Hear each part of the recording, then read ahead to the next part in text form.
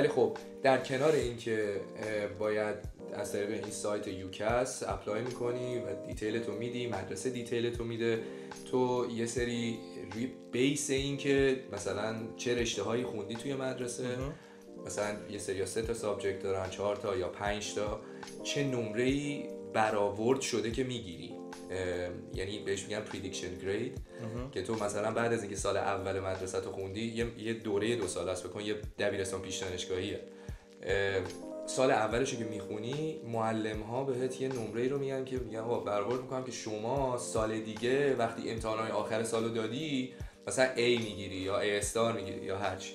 یه خورده کارو سخت میکنه، تو دیگه اگه مثلا بزنن A استار میگیری مجبوری بگیری. اونو توضیح میدم.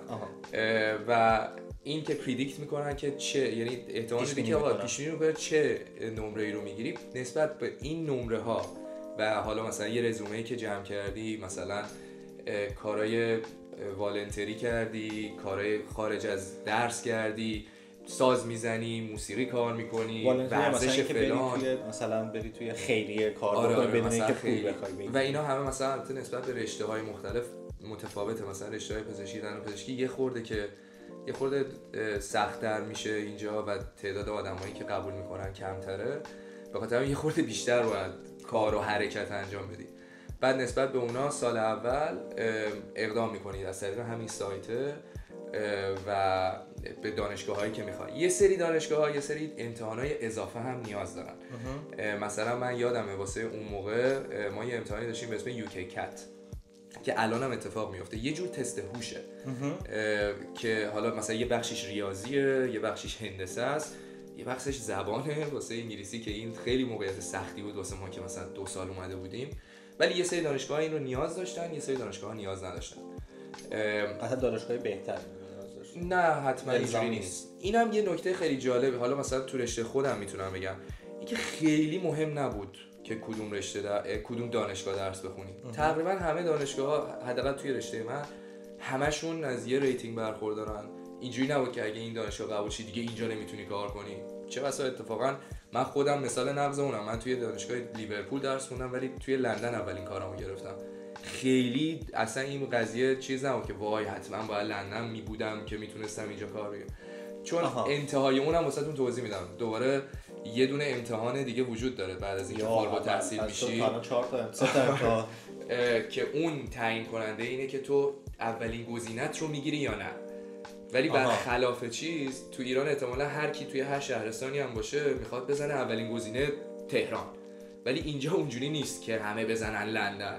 واقعا آدم‌ها همون جایی که شهرشونه. آره بخاطر همین خیلی اونجوری سخت نیست، ولی خب بین همه یکسان میشه.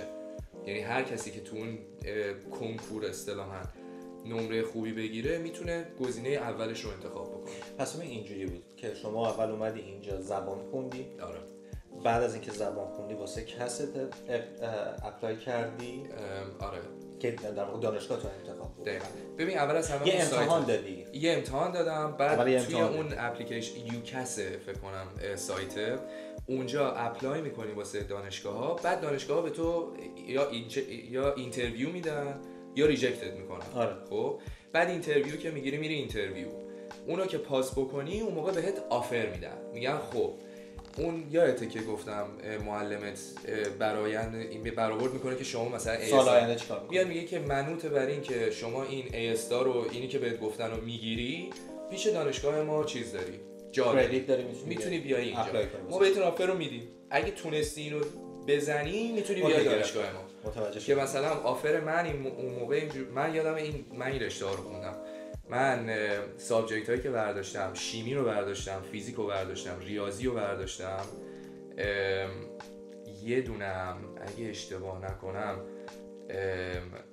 فارسی رو برداشتم، چون فارسی هم یه گزینه میتونی انتخاب کنی که بگی مثلا من A استار بیشتری دارم، نمره بیشتری دارم، که بگی سابجکت های بیشتری برداشتم.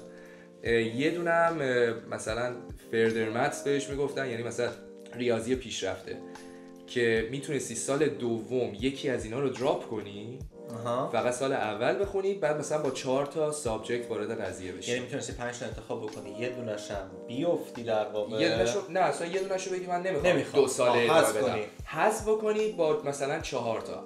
اون موقع 4 تا اوریجی بودش که باید برمی داشتی واسه اینکه دانشگاهت قبول شی.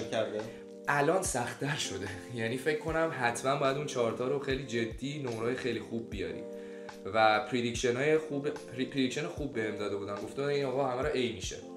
ولی خب ما به عنوان خارجی چیزی که واسمون خیلی مهم بود آیلتس بود. یعنی میگفتش که دانشگاه بهم که آفر رو داد، گفتش که آقا این ایاتو بگی، آیلتست هم باید 7.5 در مجموع بشه، هیچ کدومش هم زیر 7.5 نباشه.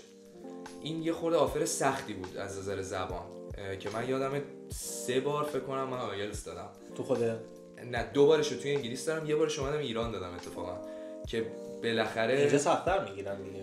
واقعیتشو بخوام من همین فکرشو کردم. دقیقاً به نظر اومد که اینجا یه خورده سخت‌تر میگیرن، یا حالا من روحیه‌ام تو تهران بهتر بود و اون موقع راحت‌تر امتحان میدادم، ولی به نظرم تو ایران، حالا واقعیتش نه اینکه بگم من فلان و بهمانم، به نظرم توی ایران راحت‌تر میگرفتم. اینجا سخت‌تر بود به خاطر همین. من شنیدم خیلی هم برای اینکه آیلتس بگیرن مثلا میرن هند میگیرن. این شاید چیز جدیدیه، من نمیدونم الان هنوز آیلتس میگیرن توی ایران. آره. چون یادم یه مدت قطع شده بود. آره همون تایمی که من داشتم اپلای می‌کردم.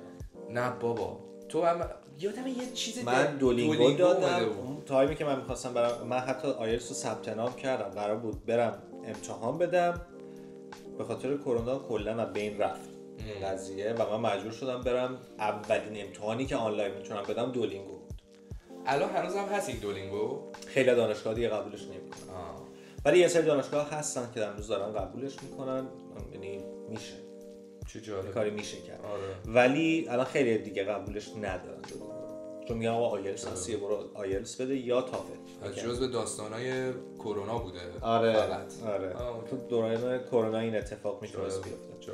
ولی من برای آیلتس خونده بودم، رفتم دولینگو بدم. آقا به نظرم اون تکنیکش اسکیلش کلا فرق. آره آخه اصلا کلا اینا آیلتس هم اکثرش تکنیکه. آره به زبان باید بری معلم بگیری. آره. و من معلم گرفتم یعنی اولین بار که افتادم دیدم خب نه مثلا اینکه این کاملا تکنیکه. دفعه دوم گفتم خب همه کتاب، چون کتاب داره چی بودن، کمبریجا بودن اگه آره همین. من یادمه هی جلد بهش اضافه میشه اگه اشتباه نکنم. 16 فکر کنم رفته. اون موقع فکر کنم تا 10 بیشتر نبود یا 9 بود نمیدونم، که همه این کتابا رو خوندم. دفعه دوم رفتم بازم نتونستم. دفعه سوم به این نشون میگه اوکی نه مثلا اینکه باید یه کسی رو بگیریم که این تکنیکا رو بهم یاد بده. خیلی آماده مشتی بود، توی ایران بود. یادم برنامه رو ببینه. آره یادم نمیادش اسمش ولی خداوکیلی به چندین نفر معرفی کردم و هر کی رفته بود راضی بود. حالا بعدش شاید اومدن دایرکت بپرسن کیه ایشون، من پیدا میکنم اسمشون رو. آره بگی مصاحبه کنیم این زیر اینجا. آره خیلی یادم مشتی بودم و یادم میرفتم ایران. یادم تعطیلات تابستون بود، یه 3 ماه اومده بودم ایران، کار کردم باشون، اومدم امتحان رو دادم و 7.5 رو گرفتم. ایول خیلی خیلی خوب شد. یعنی ایران امتحان رو دادم همون موقع که با یارو کار می‌کردم، جوابو گرفتم، اومدم اینجا رفتم دانشگاه. اوه چه خفن. آره دقیقاً اینجوری اتفاق افتاد. خیلی باحال بود. چه مسیر سختی رو گذروندی، دمت گرم. جالب بود، خوش گذشت. اولش بامزه بود خدایی. اولش به نظرم قشنگ‌تر بود. این که همون میگم اصل داستانی بودش که دوست و رفیق و آشنا و ساپورت، این که ساپورتت میکنه خانواده خیلی خیلی مهمه خدایی. آره خدا رو شانس آوردم به نظر خودم. من فکر می‌کنم خیلی شانس آوردم که همه اینا موقعیتش بود و تونستیم که به اینجا برسه. خب خیلی خوب. آره ولی بعدش دیگه حالا یه چیز اتفاق دیگه‌ای که میفته اونجا، بعد خب ما اون موقع دانشجوی اینترنشنال بودیم. آره یعنی دوره اینترنشنال ها حالا تو رشته‌های ما سهمیه دارن، یعنی یه تعدادی میتونن سیت داشته باشن. مثلا دانشگاه دندونپزشکی اون موقع یادمه که گفتم مثلا 12 تا بود، تو کلا میتونی 4 تاش اقدام بکنی، هر کدومش 4 تا مثلا سهمیه دندونپزشکی داره. شاید یعنی شما یه ماکسیمم 16 تا سیت داشتی که یه دونه‌ش رو قبول کنی. و تو داری با کی چیز میکنی، رقابت میکنی، کسایی که خودشون آره چیزن با کل هند، به خاطر اینکه سیستم آموزشی هند همین A level و GCSE و عین همینجاست. این همینجاست. با خیلی از کشورهای دیگه مثلا هنگ کنگ هم حتی همینه، یا کلا کشورهایی که مدرسه‌های اینترنشنال دارن هم بخشی از این ماجرا قرار میگیرن. خب قطعا اون کسایی که دارن مثلا تو هنگ کنگ درس میخونن انقدر زبانشون تو دوران و دقیقاً ترس ما کردن که اونا خب از اول دارن انگلیسی زندگی میخونن، همه چی اون بعد خب سیستم آموزشی همون رفتی. بخاطر میگم خیلی از این موقعیت‌ها شانس دخیل بوده که مثلا آقا زحمت کشیدن تو چیز تعریفش کردی، ولی چیز داره. نه واقعیتش به نظرم خیلی از اینا شانس هم هست، یعنی هر کسی نمیتونه شانس نداره واقعیتش. یعنی این مدلیه که همچین آسونم نبوده که بگه خب اوکی من اپلای کردم. ما فکر می‌کردیم که داریم کنکور رو میپیچیم. آره اینجا دیدیم نه کنکور انگلیسی بود، هیچ راهی نیست که این کنکور رو داستان از اون رقابت بیرون. من یه سوال دیگه بپرسم بعد دوستان بعد از این سوال من لایو رو قطع میکنم. اگه سوالی دارین من در انتها یه نگاه سری میندازم سوالا رو جواب میدید. آقا یه سوال دیگه بپرسم، تفاوت اصلی بین سیستم آموزش عالی در انگلیس و ایران توی چیه؟ من میتونم خیلی کوتاه اینو توضیح بدم. اوکی. تفاوت اصلی اینه که توی ایران بهت یاد نمیدن که چی رو دوست داری، بهت فشار میارن که اون کاری که میگن درسته رو باید انجام بدی، اصلا اون کاری که بیشتر پول در میاره رو ازت میکشن بیرون. اینجا سیستم آموزشی به تو یاد میده که اول از همه بفهمی چی رو دوست داری و بهت این اسکیل رو یاد میده که واسه اون چیزی که دوست داری تلاش کنی. البته واقعیتش اینه که سیستم ایران مجبوره که اینجوری باشه چون کشور یه خورده ضعیف‌تری هستیم، یا اصلا پروسه یه چیز دیگه است، یا حالا اصلا اونا خیلی نمیفهمن، مدیر آموزش پرورش اینا خیلی نمیفهمن. ولی به نظر من اساسی ترین تفاوتش اینه ما اونجا مثلا عمله هی باید رشته های مثلا سابجکت های مختلف رو بخونی، نمره های فلان رو بیاری بدون اینکه تو اصلا یه خورده وقت بذاری سر اینکه آقا من چی میخوام، فقط مدرسه از من چی میخواده. هی باید این نمره رو بگیر، یعنی تمام حجم ذهن و وقت فکری تو صرف این میشه که نمره بالا بگیرم. مدرسه است. مدرسه تو چه مدرسه قبول شم، کجا درس بخونم، چون نه تنها البته آموزش پرورش، پدر مادرت هم تقریبا فقط از تو همین رو میخواد. بزرگ شدن دیگه. 20 باید بگیری، معدل فلان باید بگیری، بچه‌های همه رو باید فلان کنی، معلم میگیرم اینو چیز کنی. ببین من درست متوجه شدم، یعنی اینجا تو اگر به موسیقی علاقه داشته باشی نیازی نداره ریاضی و تا سطح عالی تا انتگرال بری بخونی. نه از 16 سالگی به بعد که وارد این دو شاخه چیز پیش دانشگاهی و دانشگاهی ای لول استارا هم میشی حتما نیاز نداری. الزامی نیست. تو فقط 4 تا سابجکت رو تقریبا انتخاب می‌کنی و ادامه میدی.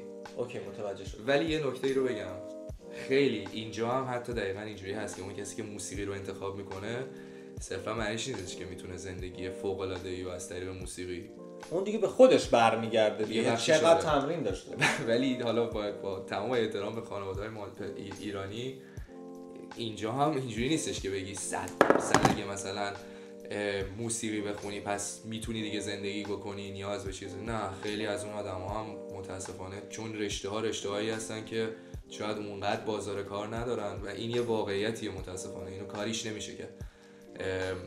ولی حداقل این قضیه اینه که تو با خودت میدونی چندی و میفهمی که خب بالاخره من از چه چیزی خوشم میاد واقعا، نه اینکه بقیه میگن من از چی خوشم بیاد. مثلا همین رشته دندونپزشکی تو ایران خب سر و دست میشکنن واسه اینکه برن توش، ولی اینکه واقعا چند درصد از اون آدما عاشق دندونپزشکی ان یا عاشق استیتوسی که بهشون میده یا پولی که بهشون میده، این واقعا قابل سوال و قابل بحثه. چون من این سوال از خودم خیلی میپرسم، به خاطر همین احساس میکنم که این اصل ماجرا از اول همین بود که تو بتونی یاد بگیری بفهمی که تو چی رو دوست داری تا اینکه بگن چی درسته. در واقع برنامه ما از اون موقع که نشستیم داریم سوال میکنیم داریم هی همینو میگیم که تو چی دوست داری، چی برای تو بهتره، هی داریم همینو تکرار میکنیم.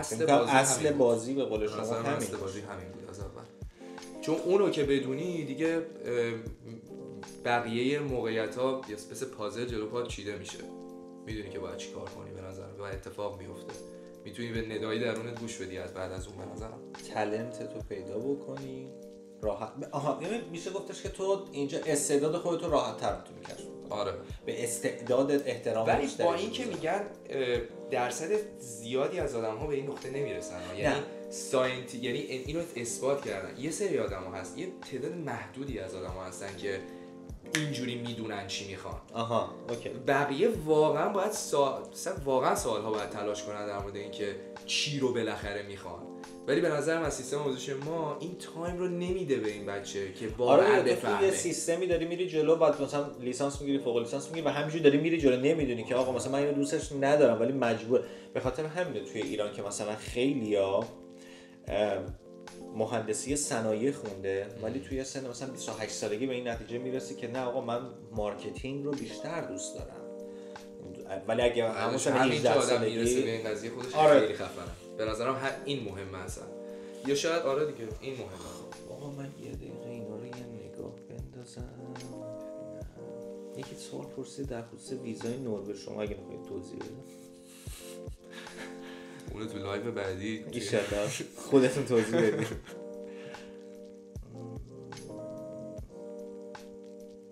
خب من فکر کنم مجبورشیم لایو رو فعلا ببندیم چون اینم باتریش داره تموم میشه و باتری این عوضش بکنم. اگر صحبتی هست میریم یه بوله میبینیم برمیگردیم. اصلا برمیگردیم. با چاوش تو جهان سیر کن.